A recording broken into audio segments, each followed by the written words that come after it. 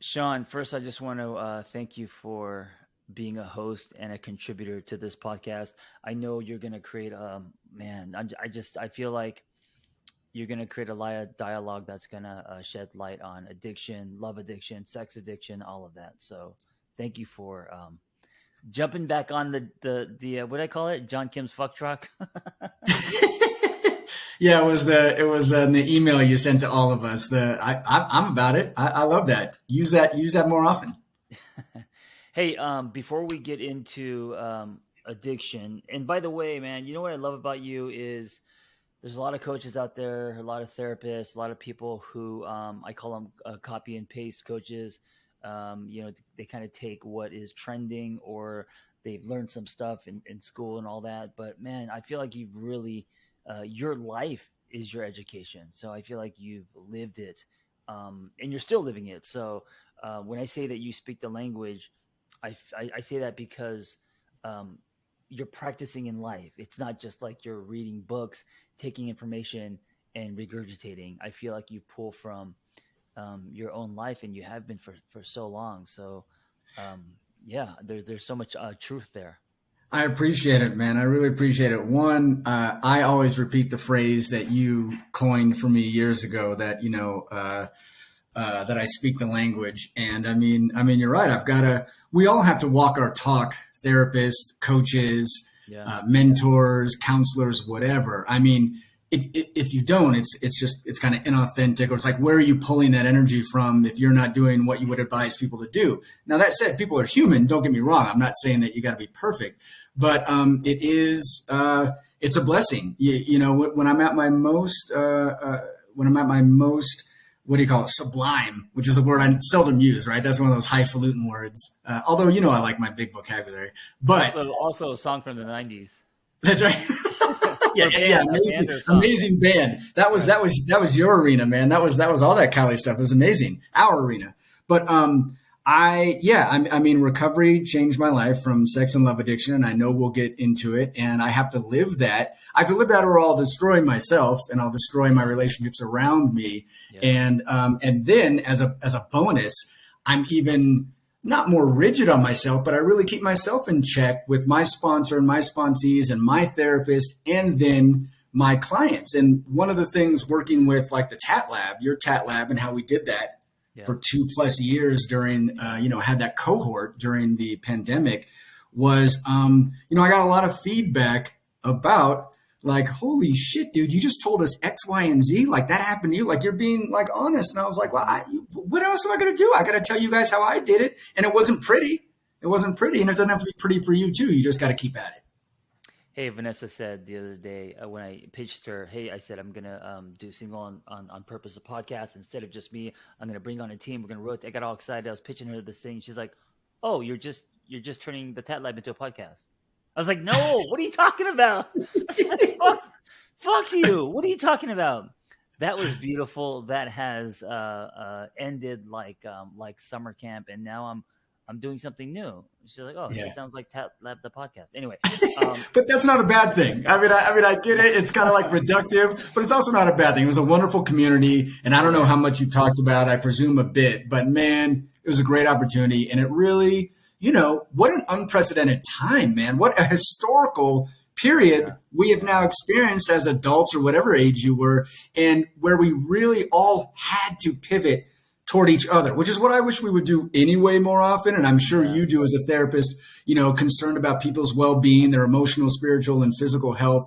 It's very American to just do the individualistic, buck up, bootstrap bullshit. hmm And hmm instead, we're like, holy shit, this is tough and bizarre. Let's all hang out and offload and hear each other's stories, like we say in 12 yeah, step experience, strength, and hope. And it was a beautiful experience, man. I'm really grateful that you opened that door, and I'm grateful for everybody who walked through it. yeah. And just a footnote, if you're listening and you don't know what the hell we're talking about, during the pandemic, I said, we're all stuck at home. Let's use Zoom as a therapeutic tool. Let's connect people. And I reached out to Sean and a few other people, and we started running Zoom groups, and we helped thousands in 2 years, and then recently just kind of closed it. It felt right, and it was never meant to be something. And I learned this because I tried to scale it. We created an app, and I realized, you know what, everything doesn't have to be scaled. And that was it was like a magical summer. We went deep with a lot of people, and yeah, it was magical. And so that's what the Tat Lab was. And now that that has expired, I have more time for more projects, and this being one of them, Single on Purpose, the podcast. So, Sean, before we get into addiction, I want to do something. I want to go into my little time machine. All right, this is for me, not for the audience, but we're gonna do stuff for the audience in a bit. 2001, or maybe even like 2000. It was, in my opinion, the peak of hip hop. Before you and I were married, we were dating, we had girlfriends. This is I before was gonna say we were dating each other, which would have been fine. Which would have been fine. You're a very um, handsome dude. the Hollywood Canteen, spoken word, screenwriting. I think you were reading at some really big agencies, and this is before the children. So this is before insomnia and stress, and I think even before your addiction. I'm not sure, but what were, because when I think back when I think back about those times, there are a lot of happy moments, man. And what were what was the good of those times when you look back? The good of those times, and I'm sorry if you can hear some background noise. That's okay. It'll be over in a second. Yeah, no But worries. the good of those times, it's really interesting. You talk about right around the millennium. So you knew my little cadre of friends. We also had Hollywood friends. We had friends, and I think I really relied on the comfort of friends, the comfort of your club, the Yeah, canteen, the ability to lose myself in the presence of others for a little bit, but not it would only be later that I find out that was in a real escapist way. and right. and the reason why I say that is because I was in the addiction even during those years, dude. I've been an addict since I was exposed at 9 to hardcore pornography, which is why when people and I start to argue, I don't tend to argue. I just kind of sit back and let them opine. But when people start to argue about the DSM-5 or whatever, who says what about what's an addiction or not, I don't even really jump into that. I don't care. I just know that my personal experience and the experience of, oh man, thousands of people now that I've met at retreats, Yeah, conventions, yeah, weekend getaways, whatever it is, conferences or Zooms like we did with Tat Lab. I know that there are millions, I mean, probably statistically, who simply cannot stop, who are powerless hmm, over an addiction around sex, whatever it is, whether it's porn, whether it's prostitution, whether it's multiple partners and you're unsafe, like however it comes out, whether it's wait, love addiction, it's more. so that time, was it a giant trigger for you then at that time? Because we just kind of met. We were friendly. We had started, hanging out together, coffee shops, writing screenplays, and all that. Um, Right. but if you were also struggling with addiction, I can imagine when you were at the canteen. I mean, there was nothing but beautiful people, and there was a lot of fantasy in that. There's a lot of fantasy in that. And believe it or not, there are people who specifically ID as fantasy addicts in this larger umbrella of sex and love addiction. Mm, And then the codependents are in there somewhere as well. yeah. But it wasn't always triggering, John, to be around beautiful people. I don't need to tell you, you're still out there, even if you're in the burbs now with your family and everything. I mean, there's beautiful people everywhere out Yeah, there, yeah, right? I mean, there's beautiful people everywhere, period. But I mean, yeah. Jesus, especially LA. And so, no, it was not a nonstop trigger. And and also, the addiction sometimes goes quiet. It could be quiet for months. It could be quiet for a year where you're just like, oh, but I rather eventually hit bottom. People eventually hit a bottom. And that's a crucial pivot, right? It's like keep banging my head against the wall, right? The definition of insanity, the meme we've all seen and expecting different results. Right. Or fuck, I need to do something about this. You're right. It was pre-kids. It was during our screenwriting heyday, meeting at Yeah. the club, meeting at the cafes.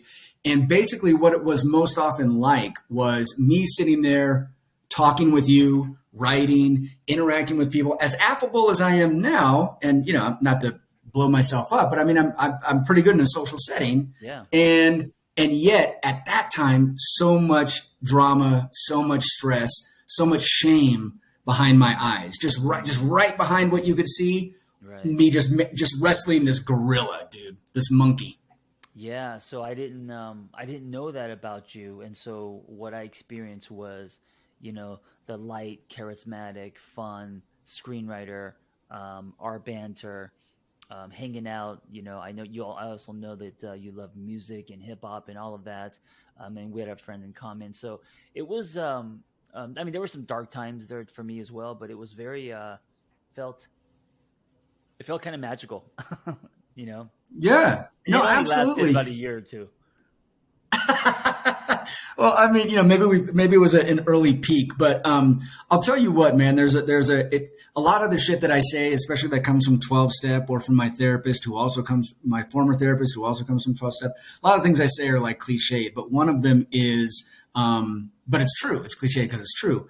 One of them is my best day in active addiction can't compare to even like one of my worst days in active recovery.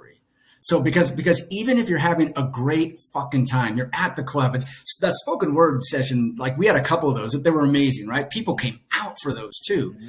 and your people would make me the muddled, not the Moscow Mule, but the mojitos, right? And with the Right. real mint, the fresh Yeah. mint, dude. It was Yeah. Yeah. wonderful, right? My Yeah. people were there, your people, Yeah. and we invited a bunch of people, but always there's the tension below the surface. Yeah. Always there's that you got to go home and be by yourself eventually. You got Sure. to eventually sit with the results, right? The wake of your actions. And that's the unmanageability. Because at the same time, you're talking about within a year or two, dude, I would lose jobs as a Yeah. result Yeah. of my acting out. Because I pivoted for a minute to like storyboarding. I was trying to like cast a wide net, right? I just needed to work however I could. Right. And it became less and less manageable. I couldn't act out. And for me at the time, it was mainly pornography. I could not stop acting out.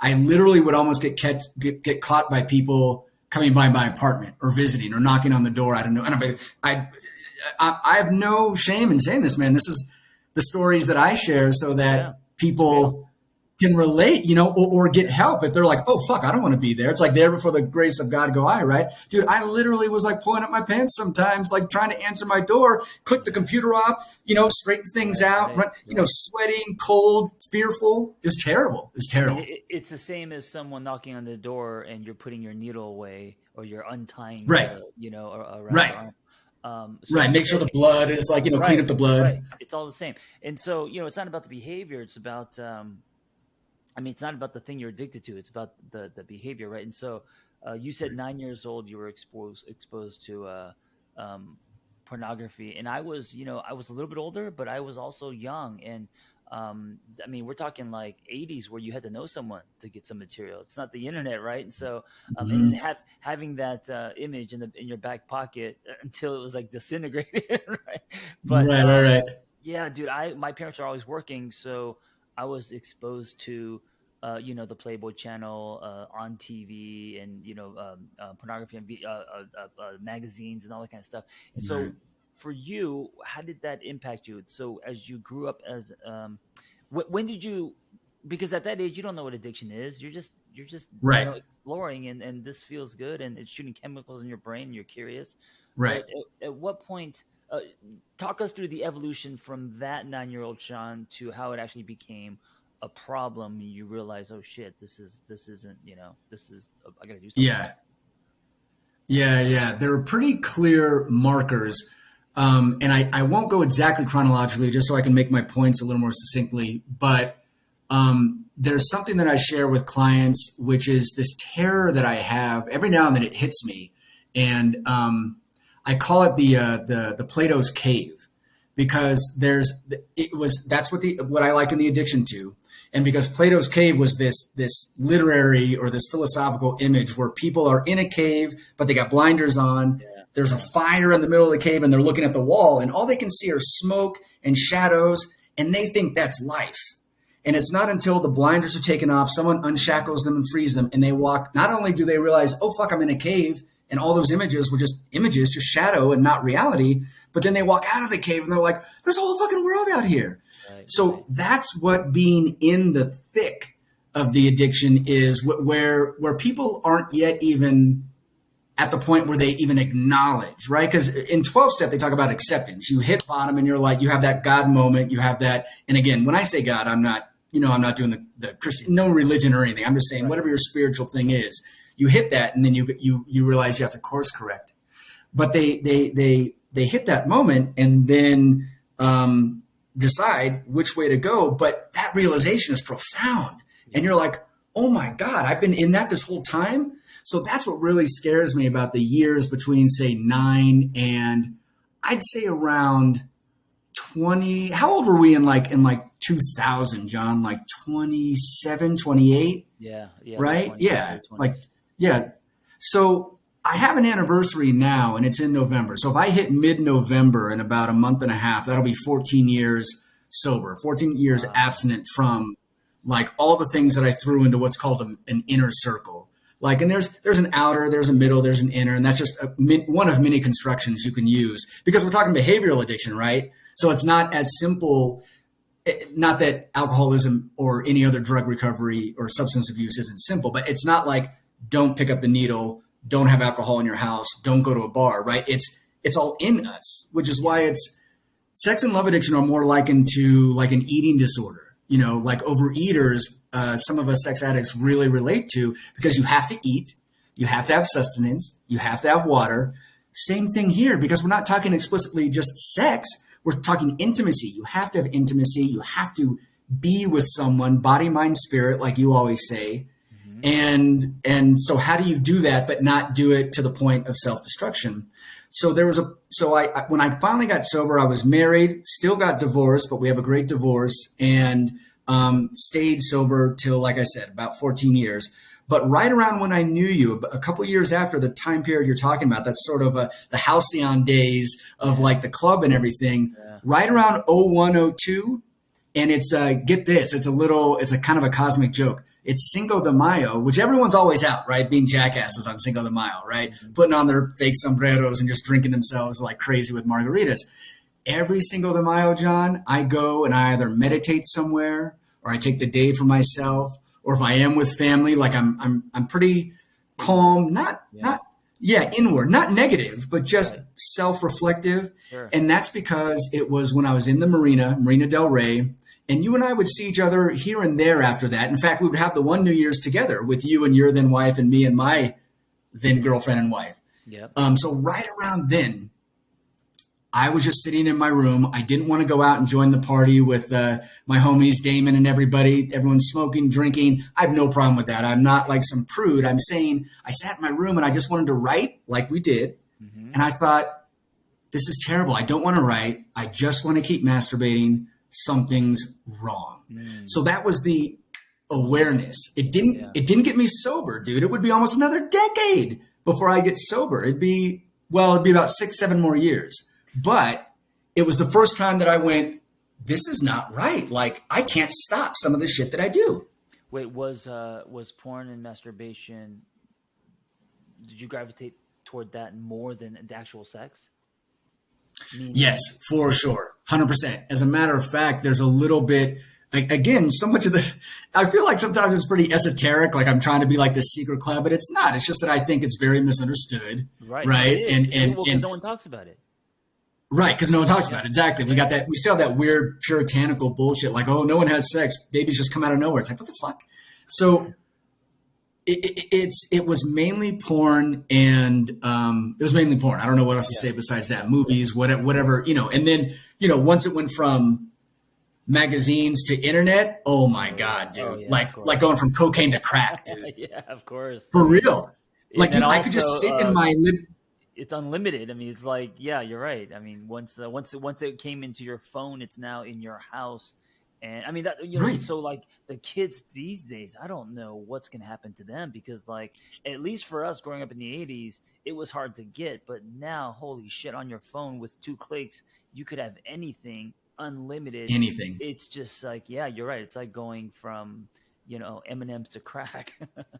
Yeah, yeah, it's crazy, man. So I have a lot of concern for the kids coming up. I know from some of the 20 something, some of the, now they're in their 30s, but back then they were like millennials. They were talking to me and they were like, dude, I can't get it up because I keep clicking around. I'm like, you Yeah. are saying out loud exactly the one to one. Now, if you want to do something about that, I'm here for you. But if not, like that's not going to change unless you change it, right? Unless you work on it. So you're absolutely right. I mean, and they were just divulging without even like I wasn't like out there like I'm a coach and whatever. Like I was just having conversations with people I worked with or were acquaintances or whatever, and they would just divulge this stuff. So yeah, dude, it was mainly the porn. And here's an interesting thing. This is the esoteric stuff I was going to talk about. There are people who identify as sexual anorexics and also you can be both. So it's kind of like just being on the opposite end of the spectrum because again, it's not about quantity, it's about intimacy and Right. quality. Right. So, which is also why when people think I don't think I come off judgmental very often, but if people think I'm making a judgment about something, I'll say right now on the record on your show, like I don't have, we can debate about porn. We can debate about the culture of it. You can talk about gender issues and stereotypes and is it healthy imagery of women and men or whomever is on the screen, men and men, women, it doesn't matter who, but is that healthy? Is that real? We kind of all agree, no, it's fantasy. That's what it's Right. for. Right. And also, I don't know about you, but even in our day when it was that early internet stuff, it was getting kind of violent. I'm not going to lie. It was getting kind of like, it was getting a little ugly sometimes. And you'd be like, whoa. Yeah. Or you wouldn't go, whoa. You'd be like, oh, I got to gravitate. I got to get more and more and more, which is why they say addiction's progressive, right? Recovery is progressive, but addiction is also progressive. You go for Well, the harder yeah, and it the takes darker, more. It takes more for you to get the high get and the hit, right? yeah. So my point about all that is I wasn't dating much when we were in those days you were talking about. I was stuck with the porn, and if I somehow got away from that vice grip, I was like asexual. I was just, and that's no disrespect to people who are actually culturally or psychologically asexual. I'm saying that Oh, you're one I extreme or the other. yeah, I couldn't. I had so much shame. Like I was telling you, how I was right behind my eyes, right under the Yeah. surface. I couldn't talk to girls. I couldn't go out and like, hey, you should be with me. It's like I felt like a piece of shit. Mm. So yeah, so it was one extreme or the other, man. It was terrible, and that's when I said like Cinco de Mayo, 2001 or two. I think it was 2001. I just was sitting in my room going, I need to do something. I just had no fucking idea what. So is that when you found 12 step, or did it take a lot more of those moments for you to then hit your quote unquote rock bottom? It took more of those moments. It took getting into what was a pretty freaking amazing relationship, Yeah. having kids, moving out here to New Mexico. And, they call it a geographic. Addicts call it like, oh, I'll just move. I'll just go to another state, get another job in another place. It's like, yeah, but you're still you. Right. So you just took the addiction with you. It's called a geographic. It's like, no matter where you go, there you are. Yeah. So we moved out here, and those were like maybe the 3 to 5 years where you and I didn't talk much because I had moved and, you were just becoming, I think, a therapist and really starting to build up. And I got a therapist in LA, but I couldn't get sober with her. She was amazing. It was no fault of her own. I wasn't ready. I wasn't ready till I was ready, right? And then I started to mess around with jobs out here and almost lose job opportunities out here. And then my marriage imploded. And I was like, okay. I need help. Why did your marriage implode? Was it because the lack of intimacy? Was it because she didn't approve of you watching porn? Were you distant? Or I guess all the above, right? All the above. I mean, I won't name her. Name her here, but to my exes, to give her some credit, she even at one point was like, maybe we integrate it. Maybe we use the porn, whatever. And it's like, that's it's secretive. It's isolating. It's my secret. It's like Lord of the Rings, my precious, right? I don't want to share that with anybody. That's like my little drug. That's like my little stash. You tried that and it didn't work for you. Did not work. And so, it's not just that you're doing the acting out. It's not just that you're shutting down from your partner, and all these other manifestations at work or whatever. When we say, when I say, and when others in the Fellowship of Recovery folks say, it doesn't just affect your sex life; it affects everything. So I was more rageful. I think I've shared with you before that I had rage issues. I was endangering, like, ooh, dude, am I going to be a bad dad? Like, what the hell? Because I had two little ones. Right. So thankfully, I hit that bottom. I actually called that same therapist I just mentioned back in LA and was like, Karen, I don't know what to do. I can't stop acting out. I can't stop. I probably didn't say acting out. I probably just said, I can't stop watching porn. I'm destroying my marriage. My wife is like, wants to kick me out, and rightfully so. And I'm rageful. Everything's falling apart. And dude, I'll never forget this. And I share this every anniversary I have. She said, Sean, listen to someone who knows better than you. She said, and then she like, get into 12 step, get a therapist immediately, stop acting out. Go do that now. But that first part, that early, because you're right, because there's so much ego and shame, and you're just in your own way. Right. And she said, I know you're calling me, so heed my words. Listen to someone who knows better and go do it. Dude, I did it immediately. Finally, I was ready to hear the message. I had a therapist, and I went to my first 12 step within a day of that phone call, and that changed everything.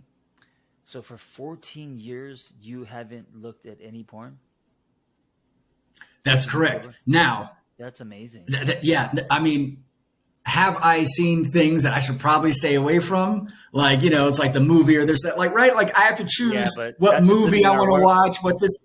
That's just living in our world, man. Like, you can't right. choose what billboard, is on the bus. Right. No, absolutely. And especially online, dude, I will tell you, the thing that I laugh, like, it's great if you can be bemused about these things, right? As opposed to like, oh, God damn it, and shit on yourself all over again. The self-compassion is critical. And John, honestly, in almost 14 years, I probably have only hit that hardcore self-compassion where I don't even go, ugh! At first I just go, nah, man, it's cool. It's, you know what this is. Right. Probably the last 3 years, probably since right before pandemic or right in there, where I just got to just a different level of, dude, like, there's no need to beat yourself up. You spent from, what do we say, 9 to 28. You spent, no, not 28, 34, 35 or something, right? So you spent 24, 25 years in it. Tunnel. Yeah. It's still going to be pieces, remnants. And also it's hard when you're just, I could look you up, John, and then the ads on the side of the, screen will give me something because I clicked on something else the other day, or like this website or that website. Yeah. So that's what I'm talking about, being bemused. I laugh when I'm just like, oh my God, I'm getting triggered from some like ads on the side. This is ridiculous. Yeah. And I will say too, again, for fear of sounding like a prude or whatever, and I tell this to a lot of my sponsees, I'm like, dude, also, if it's a man, and say it's a heterosexual man, just for sake of the example, and I counsel anybody. I don't give a shit who you want to be with or how you identify, to make that clear. But I sometimes remind some of the newbies, I'm like, dude, you know what? Yeah, you're an addict, and you got to work hard on this. You got to live this. And at the same time, you're a man who has eyes, and the eyes are attached to your brain, and the brain is the brain stem and the nervous system, and all that's attached to your dick. So you're going to see things, and you're going to feel things, and neurons are going to fire off, and you can't beat the fuck out of yourself every single time that happens. It just, you'll just be miserable, right? And so I tell myself the same thing. So no, I haven't looked at hardcore pornography in 14 years. Wow, that is that's especially in the world that we live in, man. That's how much discipline it takes.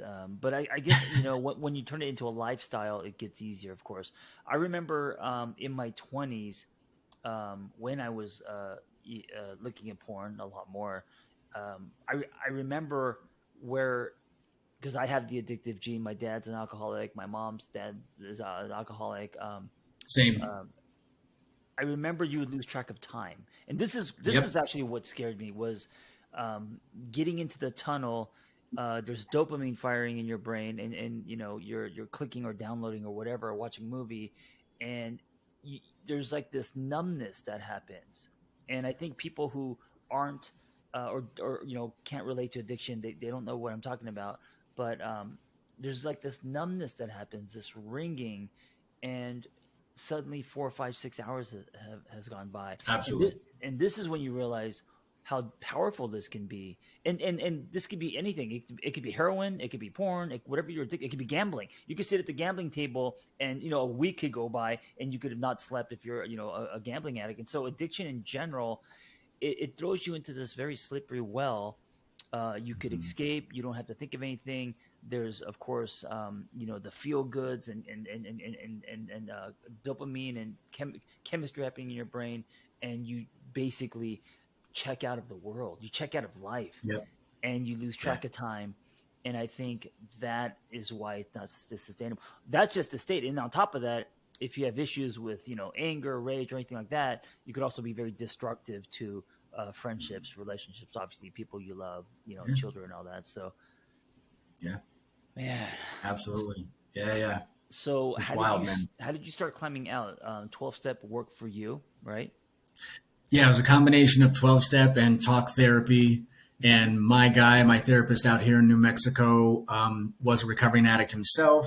And then just happened to have a lot of us sex addicts as well as other addicts on his roster. Because he just knew the addiction language. Like you say, speak the language. Like that, I learned the language from him. Yeah. So, he just was really good, man. And you know what? You would have appreciated him. He's not dead. He's just retired now. But we would have like Goodwill Hunting moments, man, where I'd go in there. I'd call them pushback sessions, Yeah.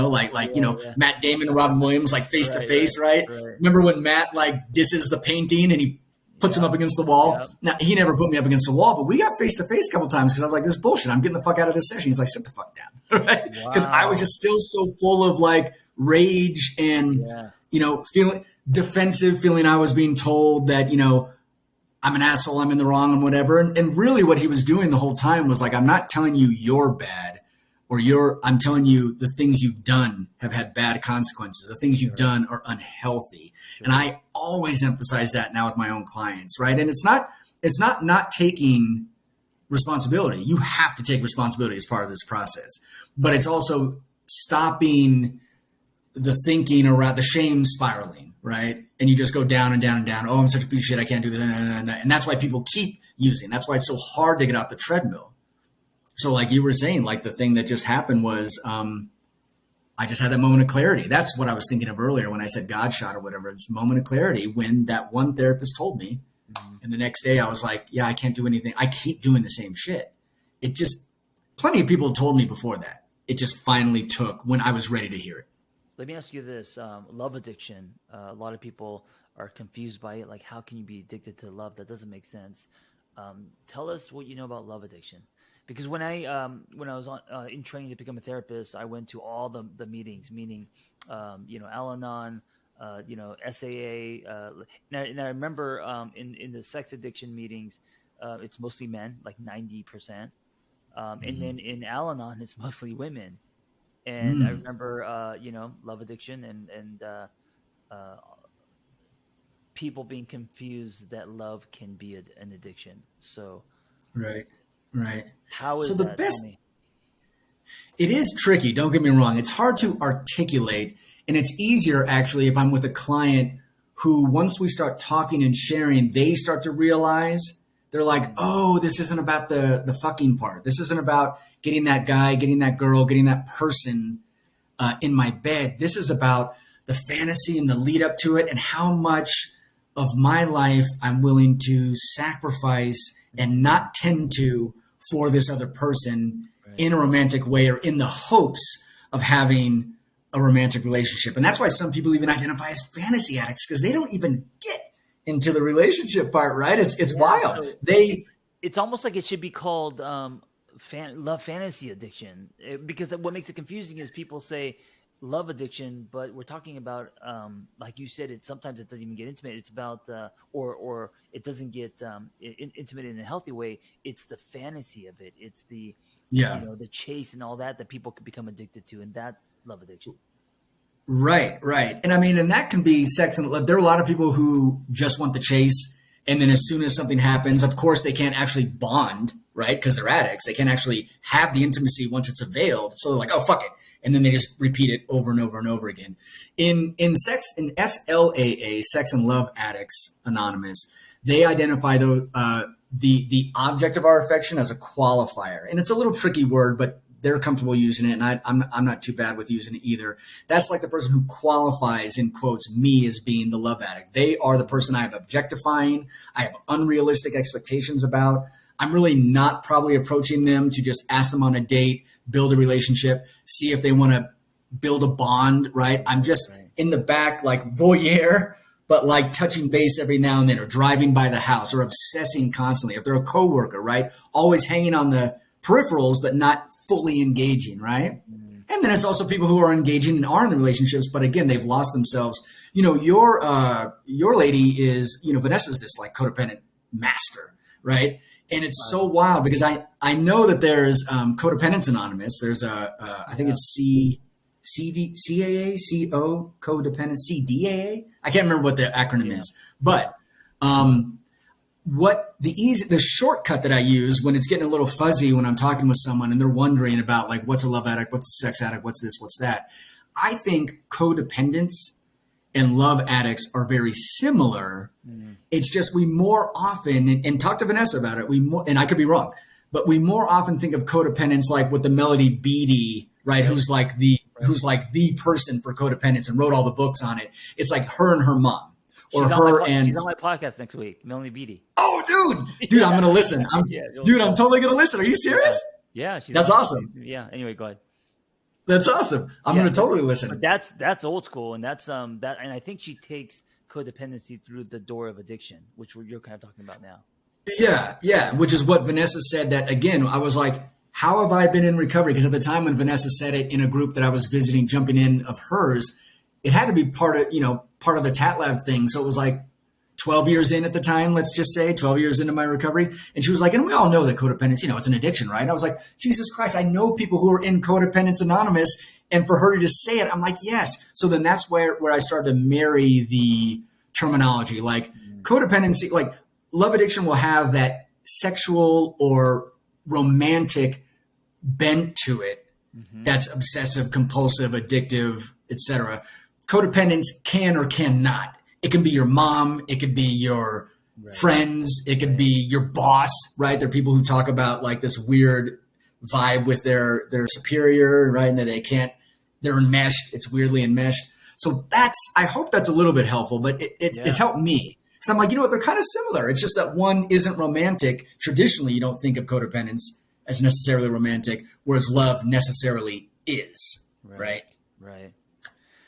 So 12-step, you get sober, and then you start actually working in the field, right? I remember you came and visited me in LA, and you were already behind the podium giving speeches and stuff in that world. Yeah, man. And, I don't have regrets, so I don't say this like beating myself up. Well, I try not to have regrets. That's not bullshit. But I'm much better at that than when I was a younger man. But I wish I would have had a little more confidence to see what you were up to back then. And I'm pretty sure you invited me. Like, dude, like, check out what I'm doing, or maybe we can talk. Because it was still it was earlier social media. It wasn't, you're a freaking pioneer in all of that. And you're right at the cusp of that. And yeah, it was, I couldn't tell you what year that was, but it was the LA conference. And I spoke in front of like 80 people or something in a packed room. And dude, I had this major anxiety attack. And dude, get this. It's that big. It was down by the airport. It's one of those huge convention centers by the airport. And my sponsor ended up walking down the hallway at the same time I'm having this anxiety attack. And I'm about to turn in and go do my session and lead a session for the first time, like ever. That scale anyway. And I was like, dude, I'm freaking out. And he just held me. He's like, you'll be fine. You know what he said basically what you say. He's like, you know what you're talking about. Just talk what you know. And I'm like, oh my God, thank you. So yeah, dude, I started to speak at bigger conventions like the international ones and the national ones. And I've been doing a lot locally. I've been doing a lot of smaller retreats, 12-step or non-12-step men's groups. Yep. And then it wasn't until about 5 years before Tat Lab, you invited me in. And that's when you first said, dude, you speak the language. Why don't you just come talk to folks? So that was a really good experience. But I hemmed and hawed. And I mean, legit, not just beating myself up again, but I legit took a different turn and went a different career for a while. And you know what that is. I was still headed back towards Hollywood. Right. And then once I stopped that, but in the production end, right? And then I just was like, I love that coaching shit. And right when I was getting my ICF. I don't have my ICF certified yet, but I'm qualified for the test. And right when I called up the coaches, Linda Bark and the Wisdom of the Whole methodology group, dude, you called seriously within like 24 hours. I was like, this is the freaking universe Right. giving all the signs. Yeah. And that was 2.5, 3 years ago. So it was great because I was getting my practicum at the same time that I was already coaching through TatLab. Yeah, and now you're coaching. Now you've done a lot in the last couple of years. Meaning you've run groups, you've taught, you've spoke, you've coached. It's like you've really played with everything now. And what are you building now? What are you swimming toward? What do you feel called to do, and what excites you in that world? So I will always be creative, right? Like I'm so Yeah. stoked for you that sitting back years ago, 20 somethings at Karma, right? Karma on Cahuenga or whatever, somewhere around there in Hollywood, Yeah, yeah. the cafe, right? Okay, yeah. And Wait, hold on. We right in the went screen, to not only that, but we were at Lulu's Beehive. Beehive. Yeah, Yeah, yeah. Lulu's Beehive in the Exactly. valley, Sherman Oaks. Yeah, yeah. And right on Ventura. Love that place. It's not there anymore. But so like you, I definitely aspire to get a book done. But again, God shot time, universe speaking time. I was just planning podcasts and getting the equipment and all the stuff when you rang out about this one. I was like, all right, I gotta listen to what the universe is saying. And the only reason why I hadn't between the end of TatLab and now was because I had a very intensive, good project. It had nothing to do with coaching per se. It was more my social justice stuff. But I let the coaching quiet. And then as I was feeling, I was like, I got to get back. That's where my heart is. I really am contented, right? I don't want a boss anymore. I'm almost 50. Fuck that. And I love serving individually. Yeah. And if I can do that and then still write at night or whatever the fuck I want to do, be with my teens or whatever before they go off to college, great. And then, dude, you and like so many things were like, yep, podcast time. So I'll be doing a podcast. I'll be joining, yours, and then, see if eventually I can spin off and get my own. And I'll definitely be writing in the near future, man, for sure. Love it, man. I think you're gonna crush the podcast medium. I can just tell, just because you're charismatic, you speak, you're creative, so you don't just speak like information, but there's poetry behind how you speak. Hey, Thanks, for brother. anyone who's listening and there's that maybe they don't know if they're addicted, and it doesn't matter if it's love, sex, heroin, whatever. For someone who's been through the tunnel, for someone who's been sober for 14 years, and I'm sure you still every day it's somewhat of a struggle. What can you tell them? What kind of advice would you give them? If they're new or if they've been in it a while?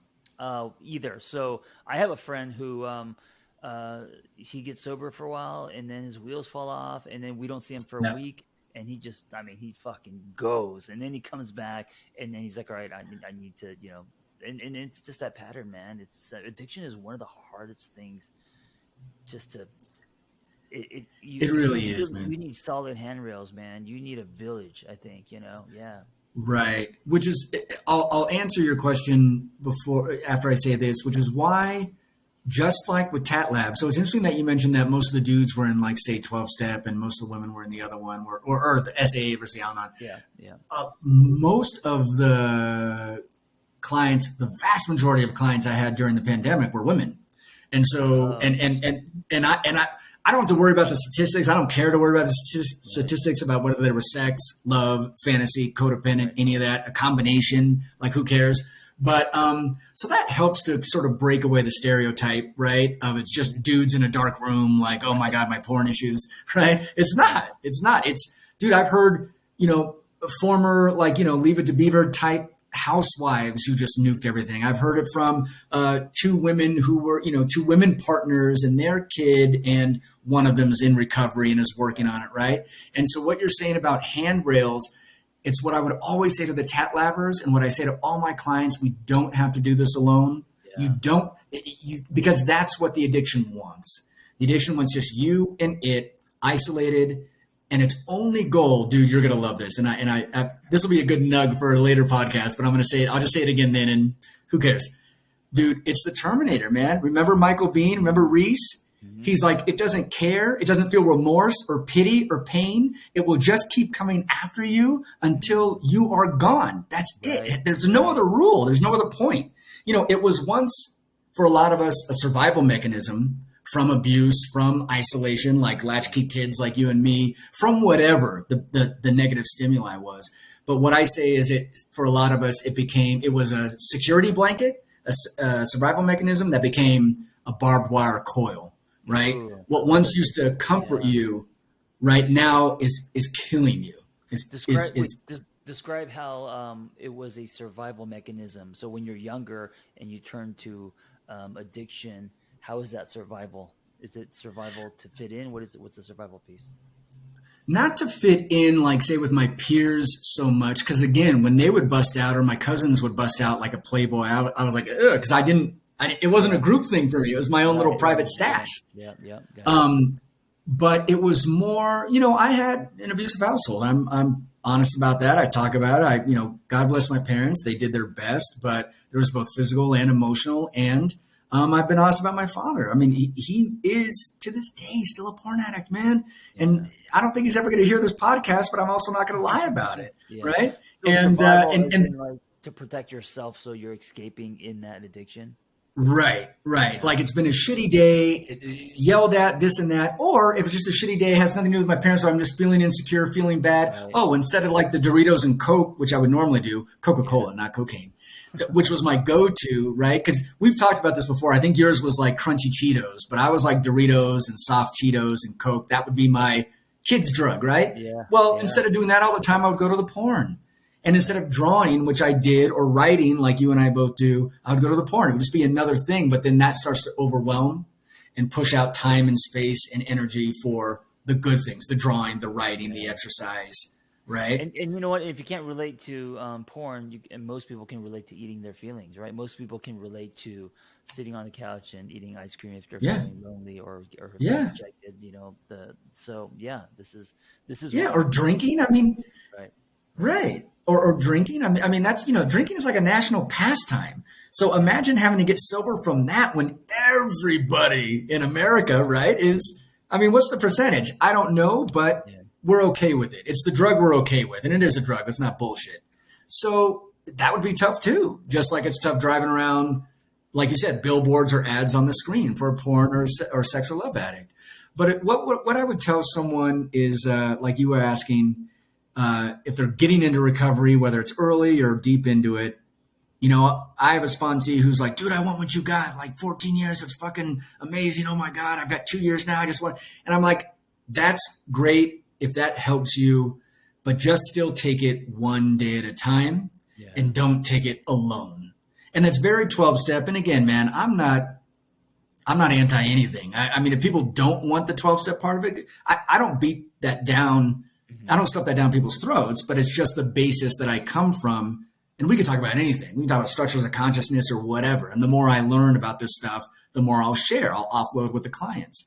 But it really is, you don't have to do it alone. Hmm. Don't try it alone. It necessitates a fellowship. It necessitates the guardrails, like you're talking about, of people with you going through it to remind you you're not a piece of shit. You're not alone in the world. You don't have to isolate. We can walk with you through this process. And also, one fucking day at a time. That part of the 12 step is just gold because it's like, why would I worry about what's happening next Tuesday? Let me just handle today, right? Which is also a very Buddhist thing too, like just be present. Right. So Right. all that stuff overlaps. Yeah, I love how simple and potent that is, and also I'm gonna say it to anyone who's single, because the single journey, although not an addiction, can be tied to shame, loneliness, and a lot of negative thoughts, beliefs, all of that. Add the ticking clock and advertising and distorted versions of love and all that. Mhm. So even with people who are single, and I've been single for long stretches, one day at a time, and what Sean says, you don't have to do it alone, and Mhm. that's probably why you're listening to this, because you're single and you don't want to do it alone, and so this is why we're building this community. And also, Sean, what's the name of or do you know yet what the name of your podcast is going to be? I don't have the name of the podcast right now. People want to hit me up. I've got my Instagram page, which is Sean Cardinalli, and there are a lot of videos on there, just little bits and pieces, nuggets of my experience, and both as a recovering addict and as a coach, experiences I've had in this area. And then I am on Facebook, although I'm not on it as often as I'd like, and that's Sean Cardinalli, life coach. I should probably change it to just coach or something. It's weird saying life coach, but and you know me, dude. I always give away my email and my phone. I'm like, call me up. I Yeah. don't give a shit. Yeah. Yeah, Give away your email. And yeah, I was gonna ask where can we find you? Don't give us your address, but your social right. media. Don't show up at my door. 310-994-8958 is the cell that I encourage my clients. I'm like, you know what? I can't pick up 24/7, but if you're having a shit day and you are triggered every 5 minutes, fucking text every 5 minutes. That if that helps you, do it. I'm totally fine with that. Don't be self-conscious about that. And then the email is Sean SEAN Paul PAUL 73 at Gmail. Yeah, hit Sean up. Um, he's a powerful catalyst. Well, Sean, thank you for this interview, and you're gonna hear a lot more from Sean as he continues to share, his story, his wisdom, tools, tips, all that. And when he launches his podcast, go check him out there too. Thank you for listening. Be well.